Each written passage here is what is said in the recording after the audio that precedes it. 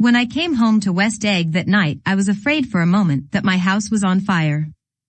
2 o'clock and the whole corner of the peninsula was blazing with light, which fell unreal on the shrubbery and made thin elongating glints upon the roadside wires.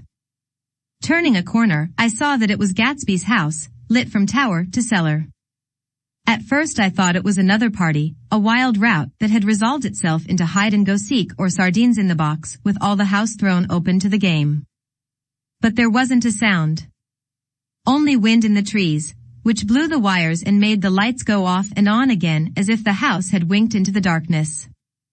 As my taxi groaned away, I saw Gatsby walking toward me across his lawn. "Your place looks like the World's Fair," I said. "Does it?" He turned his eyes toward it absently. "I have been glancing into some of the rooms. Let's go to Coney Island, old sport." "In my car." "It's too late." "Well, suppose we take a plunge in the swimming pool?" "I haven't made use of it all summer." "I've got to go to bed." "All right." He waited, looking at me with suppressed eagerness. "I talked with Miss Baker," I said after a moment. "I'm going to call up Daisy tomorrow and invite her over here to tea." "Oh, that's all right," he said carelessly. "I don't want to put you to any trouble." "What day would suit you?" "What day would suit you?" He corrected me quickly. "I don't want to put you to any trouble, you see." "How about the day after tomorrow?" He considered for a moment. Then, with reluctance, "I want to get the grass cut," he said. We both looked down at the grass. There was a sharp line where my ragged lawn ended and the darker, well-kept expanse of his began. I suspected that he meant my grass. "There's another little thing," he said uncertainly, and hesitated. "Would you rather put it off for a few days?" I asked. "Oh, it isn't about that." At least, he fumbled with a series of beginnings. "Why, I thought, why, look here, old sport, you don't make much money, do you?" "Not very much." This seemed to reassure him and he continued more confidently. "I thought you didn't, if you'll pardon you see, I carry on a little business on the side, a sort of sideline, you understand. And I thought that if you don't make very much, you're selling bonds, aren't you, old sport?" "Trying to." "Well, this would interest you. It wouldn't take up much of your time and you might pick up a nice bit of money.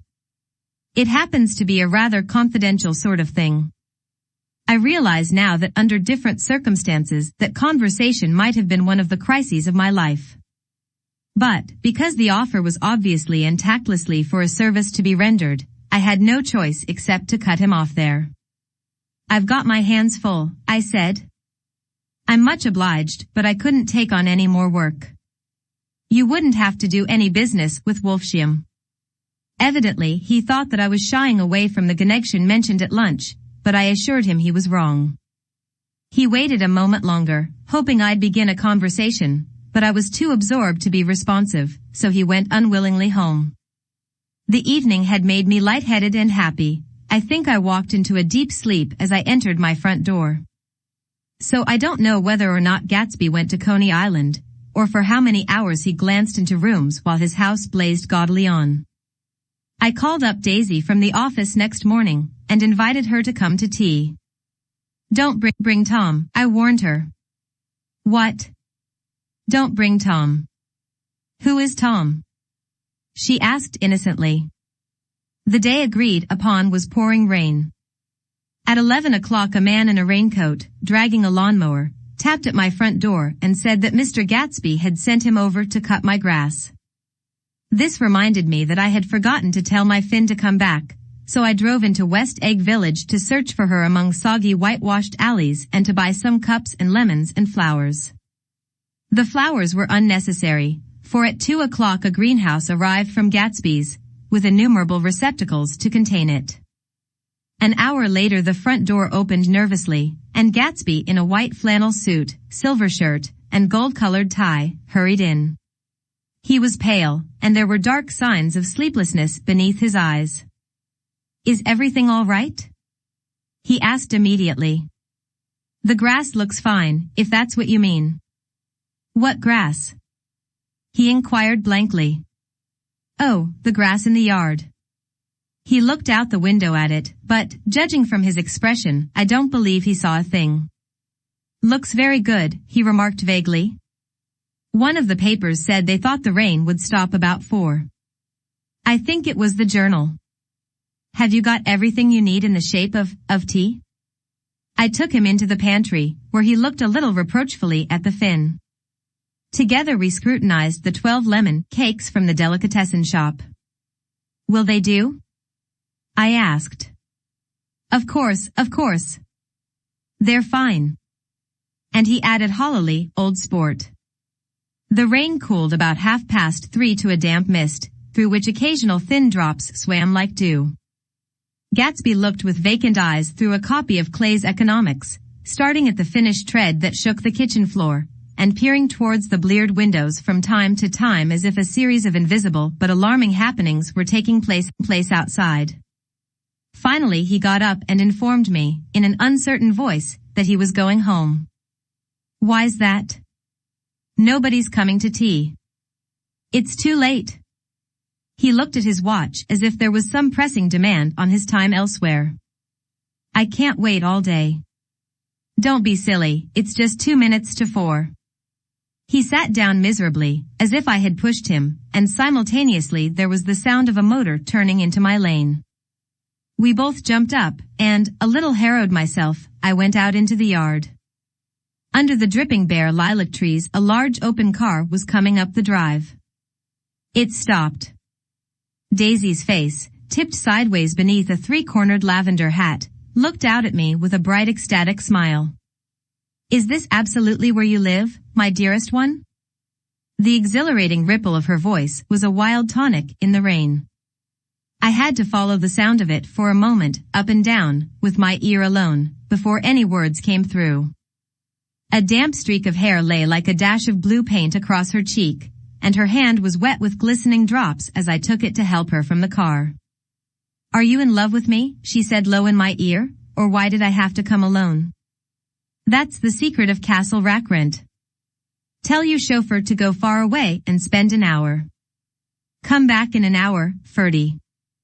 Then in a grave murmur, his name is Ferdy. Does the gasoline affect his nose? I don't think so, she said innocently. Why? We went in. To my overwhelming surprise, the living room was deserted. Well, that's funny, I exclaimed. What's funny? She turned her head as there was a light dignified knocking at the front door. I went out and opened it. Gatsby, pale as death, with his hands plunged like weights in his coat pockets, was standing in a puddle of water glaring tragically into my eyes. With his hands still in his coat pockets he stalked by me into the hall, turned sharply as if he were on a wire, and disappeared into the living room. It wasn't a bit funny. Aware of the loud beating of my own heart, I pulled the door to against the increasing rain. For half a minute there wasn't a sound. Then from the living room I heard a sort of choking murmur and part of a laugh, followed by Daisy's voice on a clear artificial note. I certainly am awfully glad to see you again. A pause, it endured horribly. I had nothing to do in the hall, so I went into the room. Gatsby, his hands still in his pockets, was reclining against the mantelpiece in a strained counterfeit of perfect ease, even of boredom. His head leaned back so far that it rested against the face of a defunct mantelpiece clock, and from this position his distraught eyes stared down at Daisy, who was sitting, frightened but graceful, on the edge of a stiff chair. We've met before, muttered Gatsby. His eyes glanced momentarily at me, and his lips parted with an abortive attempt at a laugh. Luckily the clock took this moment to tilt dangerously at the pressure of his head, whereupon he turned and caught it with trembling fingers, and set it back in place. Then he sat down, rigidly, his elbow on the arm of the sofa and his chin in his hand. I'm sorry about the clock, he said. My own face had now assumed a deep tropical burn. I couldn't muster up a single commonplace out of the 1,000 in my head. It's an old clock, I told them idiotically. I think we all believed for a moment that it had smashed in pieces on the floor. We haven't met for many years, said Daisy, her voice as matter-of-fact as it could ever be. 5 years next November. The automatic quality of Gatsby's answer set us all back at least another minute. I had them both on their feet with the desperate suggestion that they help me make tea in the kitchen when the demoniac Finn brought it in on a tray. Amid the welcome confusion of cups and cakes, a certain physical decency established itself. Gatsby got himself into a shadow and, while Daisy and I talked, looked conscientiously from one to the other of us with tense, unhappy eyes. However, as calmness wasn't an end in itself, I made an excuse at the first possible moment and got to my feet. Where are you going? Demanded Gatsby in immediate alarm. I'll be back. I've got to speak to you about something before you go. He followed me wildly into the kitchen, closed the door, and whispered, "Oh, God," in a miserable way. What's the matter? This is a terrible mistake, he said, shaking his head from side to side, a terrible, terrible mistake. You're just embarrassed, that's all, and luckily, I added, Daisy's embarrassed too. She's embarrassed? He repeated incredulously. Just as much as you are. Don't talk so loud. You're acting like a little boy, I broke out impatiently. Not only that, but you're rude. Daisy's sitting in there all alone. He raised his hand to stop my words, looked at me with unforgettable reproach, and, opening the door cautiously, went back into the other room. I walked out the back way, just as Gatsby had when he had made his nervous circuit of the house half an hour before, and ran for a huge black knotted tree, whose massed leaves made a fabric against the rain. Once more it was pouring, and my irregular lawn, well shaved by Gatsby's gardener, abounded in small muddy swamps and prehistoric marshes. There was nothing to look at from under the tree except Gatsby's enormous house, so I stared at it, like Kant at his church steeple, for half an hour. A brewer had built it early in the period craze, a decade before, and there was a story that he'd agreed to pay 5 years' taxes on all the neighboring cottages if the owners would have their roofs thatched with straw. Perhaps their refusal took the heart out of his plan to found a family. He went into an immediate decline. His children sold his house with the black wreath still on the door. Americans, while willing, even eager, to be serfs, have always been obstinate about being peasantry. After half an hour, the sun shone again, and the grocer's automobile rounded Gatsby's drive with the raw material for his servant's dinner. I felt sure he wouldn't eat a spoonful. A maid began opening the upper windows of his house, appeared momentarily in each, and, leaning from the large central bay, spat meditatively into the garden. It was time I went back. While the rain continued, it had seemed like the murmur of their voices, rising and swelling a little now and then with gusts of emotion. But in the new silence, I felt that silence had fallen within the house too. I went in, after making every possible noise in the kitchen, short of pushing over the stove, but I don't believe they heard a sound. They were sitting at either end of the couch, looking at each other as if some question had been asked, or was in the air, and every vestige of embarrassment was gone. Daisy's face was smeared with tears, and when I came in she jumped up and began wiping at it with her handkerchief before a mirror. But there was a change in Gatsby that was simply confounding. He literally glowed. Without a word or a gesture of exultation, a new well-being radiated from him and filled the little room. "Oh, hello, old sport," he said, as if he hadn't seen me for years. I thought for a moment he was going to shake hands. It's stopped raining. Has it? When he realized what I was talking about, that there were twinkle bells of sunshine in the room, he smiled like a weatherman, like an ecstatic patron of recurrent light, and repeated the news to Daisy. What do you think of that? It's stopped raining. I'm glad, Jay. Her throat, full of aching, grieving beauty, told only of her unexpected joy. I want you and Daisy to come over to my house, he said. I'd like to show her around. You're sure you want me to come? Absolutely, old sport. Daisy went upstairs to wash her face, too late I thought with humiliation of my towels, while Gatsby and I waited on the lawn. My house looks well, doesn't it? He demanded. See how the whole front of it catches the light. I agreed that it was splendid. Yes. His eyes went over it, every arched door and square tower. It took me just 3 years to earn the money that bought it. I thought you inherited your money. I did, old sport, he said automatically, but I lost most of it in the big panic, the panic of the war. I think he hardly knew what he was saying, for when I asked him what business he was in he answered, "That's my affair," before he realized that it wasn't an appropriate reply. "Oh, I've been in several things," he corrected himself. "I was in the drug business, and then I was in the oil business. But I'm not in either one now." He looked at me with more attention. "Do you mean you've been thinking over what I proposed the other night?" Before I could answer, Daisy came out of the house and 2 rows of brass buttons on her dress gleamed in the sunlight. "That huge place there?" she cried, pointing. "Do you like it?" "I love it, but I don't see how you live there all alone." "I keep it always full of interesting people, night and day. People who do interesting things. Celebrated people." Instead of taking the shortcut along the Sound, we went down to the road and entered by the big postern. With enchanting murmurs Daisy admired this aspect or that of the feudal silhouette against the sky, admired the gardens, the sparkling odor of jonquils and the frothy odor of hawthorn and plum blossoms and the pale gold odor of kiss me at the gate. It was strange to reach the marble steps and find no stir of bright dresses in and out the door, and hear no sound but bird voices in the trees.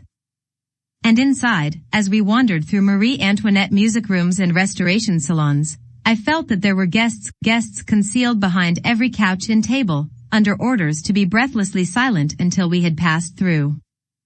As Gatsby closed the door of the Merton College library, I could have sworn I heard the owl-eyed man break into ghostly laughter. We went upstairs, through period bedrooms swathed in rose and lavender silk and vivid with new flowers, through dressing rooms and pool rooms, and bathrooms with sunken baths, intruding into one chamber where a disheveled man in pajamas was doing liver exercises on the floor. It was Mr. Klipspringer, the boarder. I had seen him wandering hungrily about the beach that morning. Finally we came to Gatsby's own apartment, a bedroom and a bath, and an Adams study, where we sat down and drank a glass of some chartreuse he took from a cupboard in the wall. He hadn't once ceased looking at Daisy, and I think he revalued everything in his house according to the measure of response it drew from her well-loved eyes. Sometimes, too, he stared around at his possessions in a dazed way, as though in her actual and astounding presence none of it was any longer real. Once he nearly toppled down a flight of stairs. His bedroom was the simplest room of all, except where the dresser was garnished with a toilet set of pure dull gold. Daisy took the brush with delight and smoothed her hair, whereupon Gatsby sat down and shaded his eyes and began to laugh. "It's the funniest thing, old sport," he said hilariously. "I can't, when I try to." He had passed visibly through 2 states and was entering upon a 3rd. After his embarrassment and his unreasoning joy, he was consumed with wonder at her presence. He had been full of the idea so long, dreamed it right through to the end, waited with his teeth set, so to speak, at an inconceivable pitch of intensity. Now, in the reaction, he was running down like an overwound clock. Recovering himself in a minute, he opened for us 2 hulking patent cabinets which held his massed suits and dressing gowns and ties, and his shirts, piled like bricks in stacks a dozen high. "I've got a man in England who buys me clothes. He sends over a selection of things at the beginning of each season, spring and fall." He took out a pile of shirts and began throwing them, one by one, before us, shirts of sheer linen and thick silk and fine flannel, which lost their folds as they fell and covered the table in many-colored disarray. While we admired, he brought more, and the soft rich heap mounted higher, shirts with stripes and scrolls and plaids in coral and apple green and lavender and faint orange, with monograms of Indian blue. Suddenly, with a strained sound, Daisy bent her head into the shirts and began to cry stormily. "They're such beautiful shirts," she sobbed, her voice muffled in the thick folds. "It makes me sad because I've never seen such beautiful shirts before." After the house, We were to see the grounds and the swimming pool, and the hydroplane, and the midsummer flowers, but outside Gatsby's window it began to rain again, so we stood in a row looking at the corrugated surface of the Sound. "If it wasn't for the mist, we could see your home across the bay," said Gatsby. "You always have a green light that burns all night at the end of your dock." Daisy put her arm through his abruptly, but he seemed absorbed in what he had just said. Possibly it had occurred to him that the colossal significance of that light had now vanished forever. Compared to the great distance that had separated him from Daisy, it had seemed very near to her, almost touching her. It had seemed as close as a star to the moon. Now it was again a green light on a dock. His count of enchanted objects had diminished by 1. I began to walk about the room, examining various indefinite objects in the half-darkness. A large photograph of an elderly man in yachting costume attracted me, hung on the wall over his desk. "Who's this?" "That? That's Mr. Dan Cody, old sport." The name sounded faintly familiar. "He's dead now. He used to be my best friend years ago." There was a small picture of Gatsby, also in yachting costume, on the bureau, Gatsby with his head thrown back defiantly, taken apparently when he was about 18. "I adore it," exclaimed Daisy. "The pompadour. You never told me you had a pompadour, or a yacht." "Look at this," said Gatsby quickly. "Here's a lot of clippings, about you." They stood side by side examining it. I was going to ask to see the rubies when the phone rang, and Gatsby took up the receiver. "Yes. Well, I can't talk now." "I can't talk now, old sport." I said a small town. He must know what a small town is. Well, he's no use to us if Detroit is his idea of a small town. He rang off. "Come here quick," cried Daisy at the window. The rain was still falling, but the darkness had parted in the west, and there was a pink and golden billow of foamy clouds above the sea. "Look at that," she whispered, and then after a moment, "I'd like to just get one of those pink clouds and put you in it and push you around." I tried to go then, but they wouldn't hear of it. Perhaps my presence made them feel more satisfactorily alone. "I know what we'll do," said Gatsby. "We'll have Klipspringer play the piano." He went out of the room calling Ewing, and returned in a few minutes accompanied by an embarrassed, slightly worn young man, with shell-rimmed glasses and scanty blonde hair. He was now decently clothed in a sport shirt, open at the neck, sneakers, and duck trousers of a nebulous hue. "Did we interrupt your exercise?" inquired Daisy politely. "I was asleep," cried Mr. Klipspringer, in a spasm of embarrassment. "That is, I'd been asleep. Then I got up." "Klipspringer plays the piano," said Gatsby, cutting him off. "Don't you, Ewing, old sport?" I don't play well. I don't hardly play at all. I'm all out of prac." "We'll go downstairs," interrupted Gatsby. He flipped a switch. The gray windows disappeared as the house glowed full of light. In the music room, Gatsby turned on a solitary lamp beside the piano. He lit Daisy's cigarette from a trembling match, and sat down with her on a couch far across the room, where there was no light save what the gleaming floor bounced in from the hall. When Klipspringer had played the Love Nest, he turned around on the bench and searched unhappily for Gatsby in the gloom. "I'm all out of practice, you see. I told you I couldn't play. I'm all out of prac." "Don't talk so much, old sport," commanded Gatsby. "Play. In the morning. In the evening. Ain't we got fun?"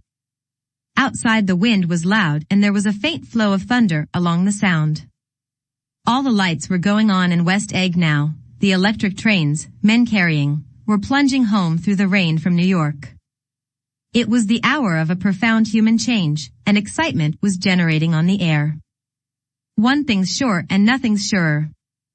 The rich get richer and the poor get children. In the meantime. In between time. As I went over to say goodbye, I saw that the expression of bewilderment had come back into Gatsby's face, as though a faint doubt had occurred to him as to the quality of his present happiness. Almost 5 years. There must have been moments even that afternoon when Daisy tumbled short of his dreams, not through her own fault, but because of the colossal vitality of his illusion. It had gone beyond her, beyond everything. He had thrown himself into it with a creative passion, adding to it all the time, decking it out with every bright feather that drifted his way. No amount of fire or freshness can challenge what a man can store up in his ghostly heart. As I watched him, he adjusted himself a little, visibly. His hand took hold of hers, and as she said something low in his ear, he turned toward her with a rush of emotion. I think that voice held him most, with its fluctuating, feverish warmth, because it couldn't be overdreamed. That voice was a deathless song. They had forgotten me, but Daisy glanced up and held out her hand. Gatsby didn't know me now at all. I looked once more at them and they looked back at me, remotely, possessed by intense life. Then I went out of the room and down the marble steps into the rain, leaving them there together. Chapter 6.